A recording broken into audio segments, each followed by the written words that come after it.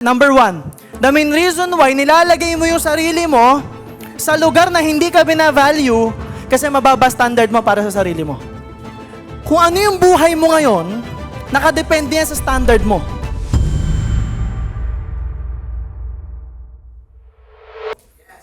Okay? Next. So pag na-recognize mo na yung patterns, dito nagkakatalo marami. Number 5 is this, standards.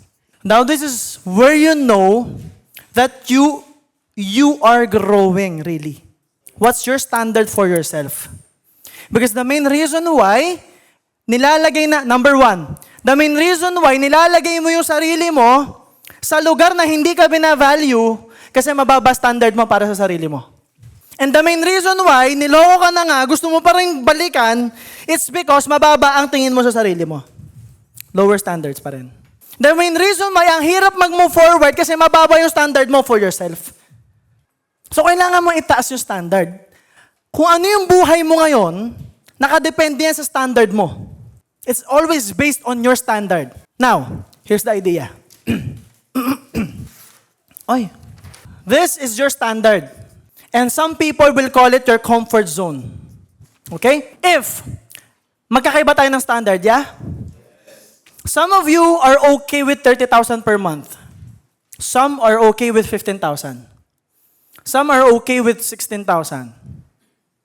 Some are okay with 10 million. We have different standards, yeah? Here's what's happening. Let's just say bumagsak ka. Nag-fail ka. Lagapa ka. This right here, this distance is what we call resistance. So pagbagsak mo, boom. Hindi ka na komportable. Ano gagawin mo? Pipilitin mo ngayon makaangat. Pagbalik mo ngayon sa standard mo, boom, tigil ka na. Are you with me? That is why it's hard for us to move forward. It's hard for us to get something new and have something new because ito lang yung standard mo. Because here's the catch, guys. Pag nakaangat ka ng konti, it's still resistance. It's the same feeling.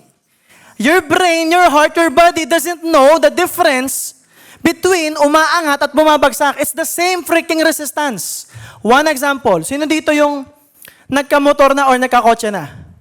Nagkaroon ka rin ng resistance, yeah? Parang, nung una, hirap mag-commute. Nung may car ka na, shit, ang mahal. May monthly. Meron pang change oil. Every 5,000 pala yan. Ano ba yan? Tapos pag na-flat, ipapavulcanize. Tapos, ang mahal pala ng toll fee. Now, you are resisting it. Are you with me? Nagkaroon ka ng sarili mong bahay, may sarili ka na ngayong kuryente, may aircon ka na. Like, you've been dreaming of an air condition. But the problem is, nung nagbabayad ka na ng kuryente, ayaw mo na. Resistance yun. If you want the price, you have to be willing to pay the price. If you want air condition, pay for it. If you want a better life, pay for it. Work for it. If you want, it's like, for example, let's just say you have an Altis or a Civic and you want to upgrade to like a Lamborghini, yeah? Right? You want a Lambo. You want a Ferrari. Ano spelling ng Ferrari? Ha? Double R? Saan ang double R? Ferrari. Alam ko lang, bumili eh. Right? Kasi iba rin lang, walang pera eh. Right? Mas, pera muna bago, Ferrari, no? Kaya nauna yan eh, pera. So the key here is, you want a Porsche. Okay? Guys, kahit sanay ka na sa kotse, pagdating mo dyan, grabe resistance niyan. Dito, ang maintenance mo, 5,000 to 10K. Dito, kada pasok mo sa kasa, 90K. Pag nagpalit ka ng brake pads, 200K. Dito, ang gulong mo, 3,000 to 5,000. Dito, ang gulong, pinakamura, 38,000. Minsan, 63 pag naka-Pirelis. Do you understand? Yung gulong mo, pang down payment. So, you have to embrace, what? The next level. The new standards. The new standard, the next level, is expensive. So, kaya tayo bumabalik. Hindi ka sanay sa aircon. Nag-resist ka. So, ano trabaho mo? Itaas yung standard mo.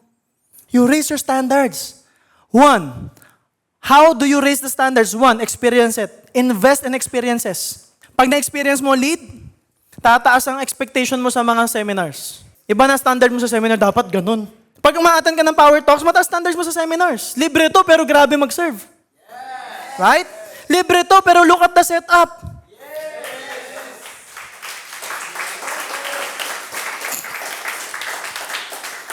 Look at the freaking cameras that we have. At may tao po nakabantay. At yung mga tao, gwapo. Okay ba? Right? Professionals. O tapos meron pa nagko-control to, mga gwapo din. May sound effects pa tayo. And this is free. Are you with me still? And then next month, we will show up again. Tataas talaga standard mo kasi mataas standard namin. That's why we serve people like this. For you to raise your own standards. Ganto pala yun. So ang akin, wag nyo nang balikan yung nakaraan. Iba na eh. Okay. Imagine this. Bahay. May pintuan. Mas malaking bahay. May pintuan. This is chapter 1, this is chapter 2. You can only move to chapter 2 if you close the doors on chapter 1. Ang mahirap sa inyo, bukas na yung pintuan nito eh. Ayaw mo pang pumasok. Bakit? Andito ka pa rin sa chapter 1 mo. And I'm here to tell you, hindi lahat ng tao dito may isasama mo sa chapter 2. Pero ang sure ako, sa chapter 2 may kasama kang bago.